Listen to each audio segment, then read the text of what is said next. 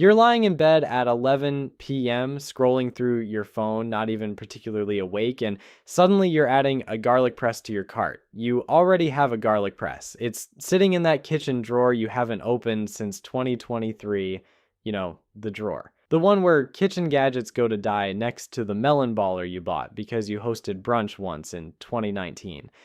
But this one is different. It's got 47 blades instead of 46, and it comes in matte black. And there's a little countdown timer telling you only 4 are left in stock, and 12 people are currently looking at this exact garlic press. And if you don't act now, you'll miss out forever on the greatest garlic pressing experience of your life.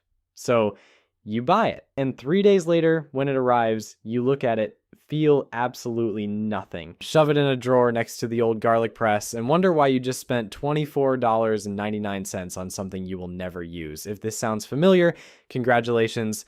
Your brain is working exactly as designed, which is to say, terribly, because your brain was designed to help you find berries in the forest, not resist a TikTok ad for a heated eyelash curler.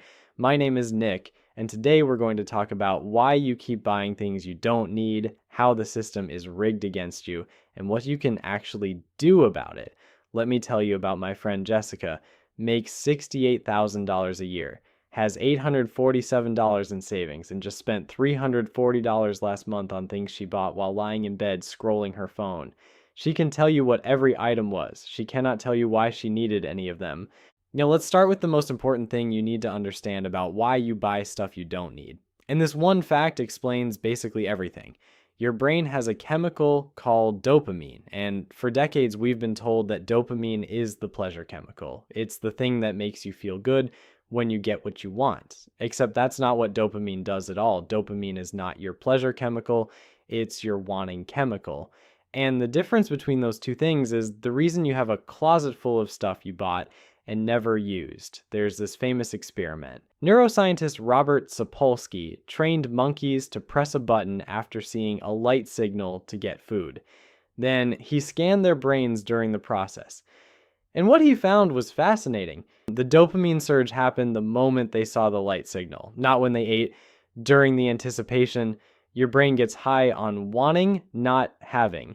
This is why you can spend 45 minutes adding things to your Amazon cart feeling absolutely fantastic. Then the box arrives and you open it thinking, why did I buy this? Your brain already got its hit. Opening the box is just the come down. Other researchers took this even further. They found that the brain has completely separate systems for wanting and liking. You can desperately want something, spend money on it, finally get it, and feel absolutely nothing. Not because the product is bad, but because the brain system that drove you to buy it literally cannot deliver the satisfaction it promised. The wanting system got you to click purchase, but the liking system was never involved in the first place. This is why every product photo shows the item in perfect lighting with a beautiful lifestyle in the background.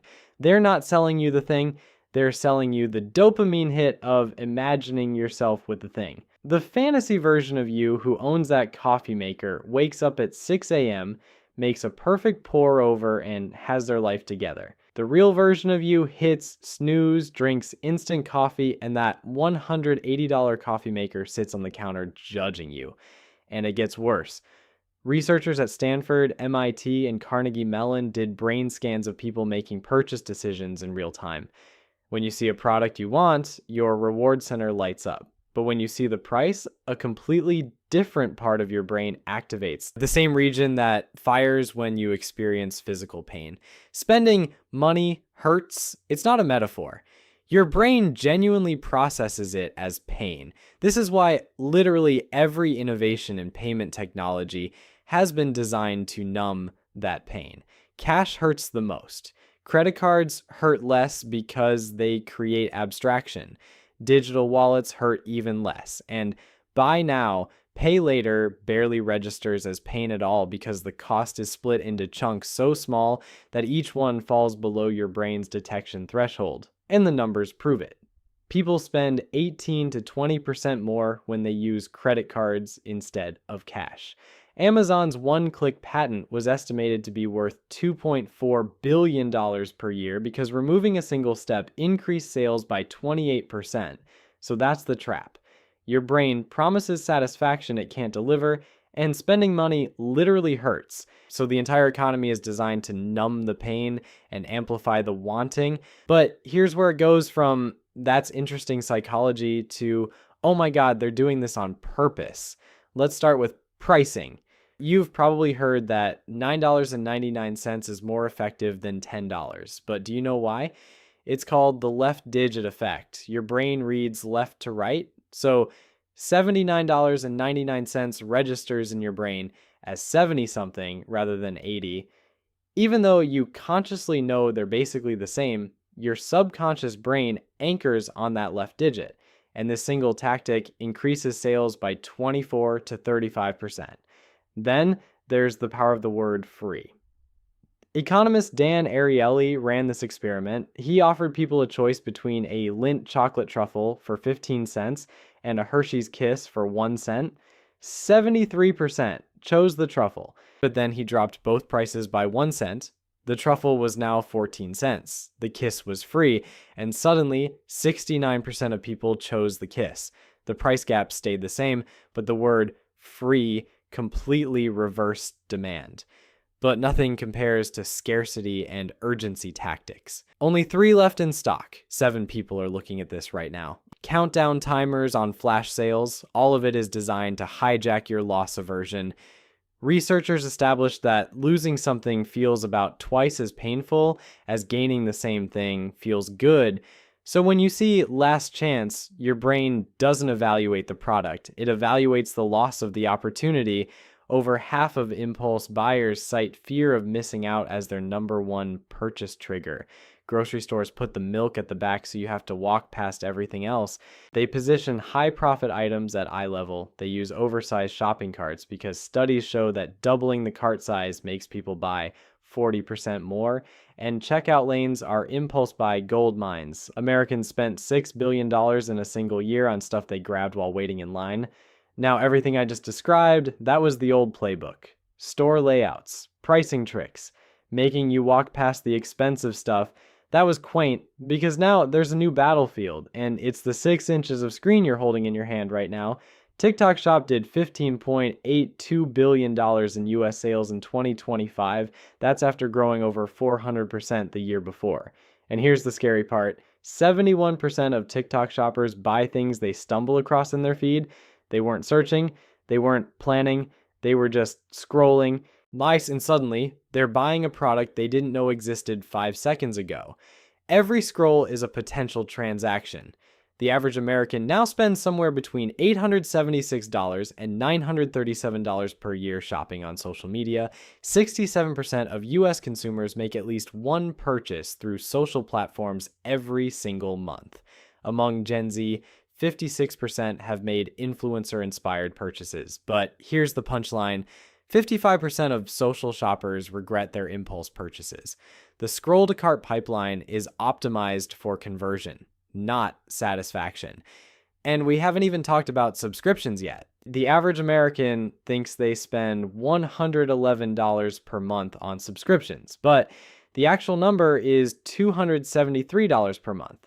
That's a $162 monthly blind spot, almost $2,000 per year in spending that people literally forget about. 42% of consumers have at least one active subscription they completely forgot existed. Here's a number I want you to remember. If you're 25 years old right now and you cut just $20 per day in unnecessary spending, one delivery fee, one impulse Amazon order, one forgotten subscription, and you invested that instead, by 65, you'd have $1,870,000, not $187,000, not $870,000, $1.87 million. You're not buying coffee, you're selling your retirement. $20 a day for 40 years is the difference between retiring at 50 and working until you're 70. That DoorDash order isn't costing you $35, it's costing you $500 in future wealth every single time. And then there's buy now, pay later, which might be the most dangerous innovation yet. There are 91.5 million Americans using BNPL services in 2025. And it works by turning pain of paying into something that barely registers. Instead of $100 now, it's just 4 payments of $24.99. Your brain can't aggregate those small amounts into the real total cost. It just sees $24.99 and thinks that's fine. The results are predictable. BNPL leads to 85% higher average order values. 38% of users say it makes spending feel less financially real, because it does. And the consequences are piling up. 41% of BNPL users made late payments in 2025. For Gen Z, that number is 51%. Here's what keeps me up at night. An entire generation is financing $30 purchases. You're not even buying a couch or a laptop. You're paying $7.50 a month for 4 months to own a phone case. We've turned nickels into installment plans, and we're calling it financial innovation. Okay, pause for a second, because we need to talk about something nobody's saying out loud. You know how you feel like you're the only one struggling with this? Like everyone else has it figured out and you're the only person buying garbage at midnight? Here's the truth.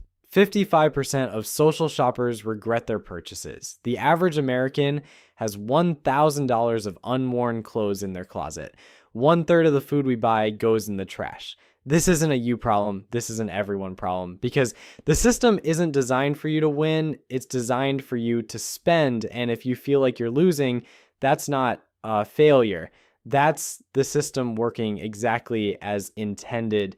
Americans spend an estimated $18,000 per person per year on non-essentials. That's not a vacation. That's not a car. That's not an emergency fund. And that's stuff you bought and forgot about before the charge even hit your account.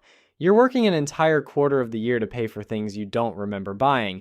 Total U.S. credit card debt just hit an all-time record of $1.277 trillion. The average interest rate is over 21%, and Americans paid $254 billion in credit card interest and fees in 2024 alone. But the real cost isn't the interest. It's the opportunity cost, the wealth you never built because you spent the money instead. Remember Jessica? Here's what that $340 per month actually costs her. Over 30 years at 7%, that's $414,000. She's spending nearly $500,000 on stuff she bought while half asleep. A $5 daily coffee habit seems harmless, but if you invested that $5 every day at 7% returns for 30 years, it becomes somewhere between $172,000 and $203,000. That's not a typo. Your coffee habit could be worth nearly $250,000. Let's add it all up. A typical household's leak spending: coffee, $125 a month. Unused subscriptions, $20. Impulse Amazon purchases, $120. Food delivery, $200. Convenience snacks, $60. Fast fashion, $70. That's about $595 per month. Invested at 7% over 40 years, that becomes $1.5 million. You know, your small unnecessary purchases are not small. They're the difference between retiring at 50 and working until you're 70. And speaking of food delivery, let's talk about how expensive convenience has gotten. Delivery orders cost 3 to 5 times more than cooking the same meal at home, and the fees inflate the total by 47% beyond the menu price. A $10 meal becomes $20 to $25 delivered if you order delivery daily instead of cooking. You're spending an extra $20 per day.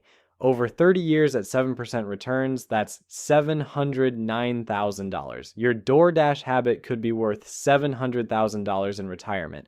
Meanwhile, 50% of Americans live paycheck to paycheck, including half of those earning over $100,000. You're not broke because you don't earn enough. You're broke because your brain is being hacked 47 times a day by people who've spent billions of dollars figuring out exactly how to make you click buy now. Here's the single most effective thing you can do starting today. Screenshot it, add it to your cart, close the app, set a phone reminder for 24 hours, that's it. When the reminder goes off, 70% of the time, you won't even remember why you wanted it. One woman did this for 90 days and cut her impulse spending from $340 a month to $95. She saved $245 monthly by literally doing nothing except waiting. The second strategy is reframing purchases in terms of life energy. If you earn $25 an hour after taxes and something costs $75, that item costs 3 hours of your life, not $75, 3 hours. You have to work 3 hours to own that thing. Is it worth it? The third strategy is environmental design. Delete Instagram, TikTok, and every shopping app from your phone right now. Not later, right now. I know what you're thinking, but I need Instagram. No, you need a browser version of Instagram that doesn't have one-click checkout. Make shopping inconvenient again. Friction is your friend. Every extra step between impulse and purchase is another chance for your prefrontal cortex to say, wait, do I actually need this? Use cash for discretionary spending. I know it sounds old school, but cash users spend 12 to 18% less than card users because physical money activates the pain of paying. You feel it when you hand over cash in a way you don't when you tap a card. And here's the most important mindset shift. This isn't about deprivation, it's about alignment. The goal isn't to stop spending entirely, it's to make sure your spending reflects what actually matters to you.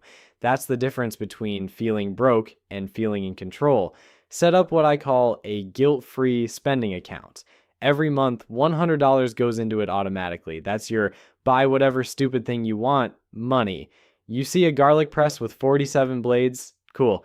Buy it with your guilt-free money, but when that $100 is gone, it's gone. No borrowing from next month. This does two things. It lets you spend without guilt, and it forces you to choose because you can't buy everything. You have to decide what you actually want versus what you wanted for 30 seconds because an algorithm showed it to you. The question isn't, how do I stop spending? Does this spending reflect who I am and what I value? If you value experiences with friends, spending money on concert tickets might be completely aligned with your values. If you value comfort at home, investing in a quality mattress makes sense. But the 47-blade matte black garlic press you bought at 11 p.m. because a countdown timer stressed you out, that's not aligned with anything except a retailer's quarterly earnings target. Here's the reality. Consumer culture has spent decades building a system designed to make you feel inadequate so you'll buy things to feel better. Social media amplified this by creating an arms race of perceived success. Everyone's posting the highlight reel. You see it and feel behind, so you buy things to catch up, but the satisfaction never comes because the whole thing is a performance. There is a cultural counter movement happening right now. Under consumption core on TikTok. De-influencing, no-buy challenges, people are starting to push back against the idea that happiness comes from accumulation. And the data backs them up. Even in the 1940s, with far less material wealth, people rated their happiness 7.4 out of 10. Today, with everything, we rate ourselves 7.2. More stuff hasn't made us happier. The hedonic treadmill is real. You adapt to every purchase, the new thing becomes normal, and then you need the next thing to feel that brief spark of satisfaction. It's a cycle that never ends because the brain isn't designed for permanent satisfaction from material goods. It's designed to keep wanting. So here's the prescription. Learn to love constraints. Embrace good enough instead of chasing perfect. Curtail social comparison. Unfollow people who make you feel inadequate and get very clear on what you actually value, then spend accordingly. The average American spends $3,381 per year on impulse purchases. 95% of buying decisions are made subconsciously. That means most of your spending isn't actually your decision. It's the result of psychological manipulation you didn't even notice. But once you see how the system works, you can't unsee it.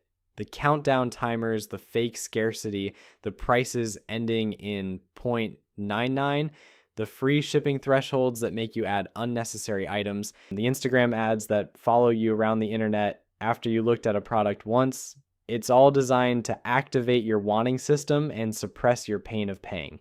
The good news is awareness is the first defense. You can't fight a system you don't understand. But now you understand it. Your brain isn't broken. The system is just designed to exploit how your brain works. And once you see the strings, it's a lot harder for someone else to pull them. Jessica deleted Instagram shopping last week, used the 24-hour rule, saved $280 in the first month. Didn't feel deprived, just felt awake.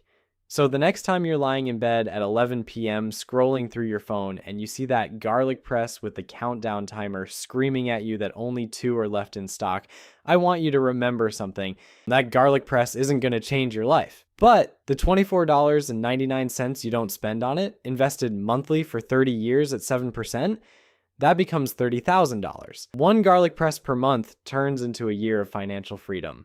Or the ability to quit a job you hate, or the down payment on a house, or just the feeling of opening your bank account without that little spike of anxiety in your chest.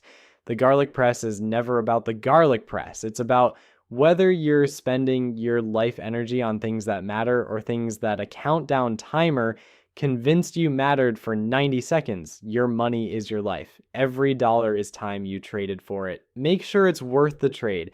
And for the love of God, stop buying garlic presses at 11 p.m.